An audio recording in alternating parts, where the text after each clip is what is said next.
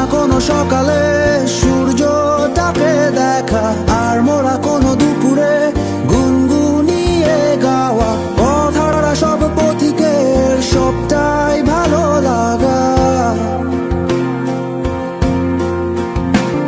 আর জানালার ওই কাছটায় থমকে থাকা বৃষ্টি, অলিখিত সব